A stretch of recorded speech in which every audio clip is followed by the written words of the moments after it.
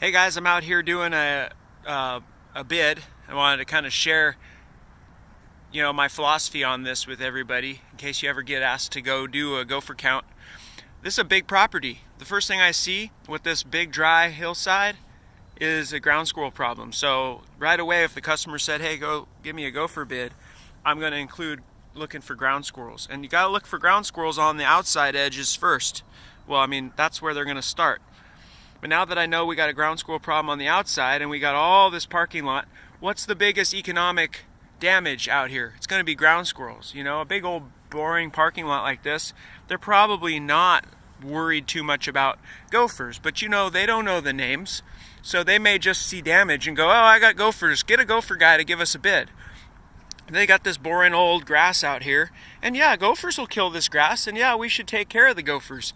But I bet you I'm going to see some real ground squirrel damage in here, and that's probably what their concern was. So if I come back with a gopher management plan and it does not include ground squirrels, well, it's probably going to be pretty cheap, and they're probably going to say go ahead, and then they're probably going to be pretty disappointed to find out that there's no solution to the problem they called about.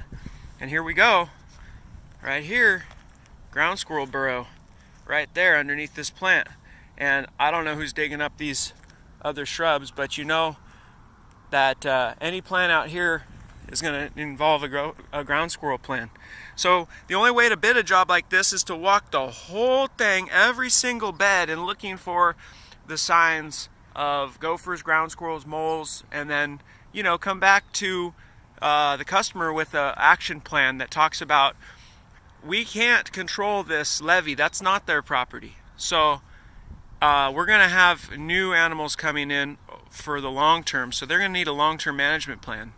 That's the thing we want to provide, is that education to the customer that this solution isn't just go trap the animals that are there and voila, you're done. The solution is being mindful of how much animal impact we're going to have year to year, and have a management plan in place, and tell that customer you don't need to let it get so bad before you call for help. Once you've told us about the problem, we can keep an eye on it forever.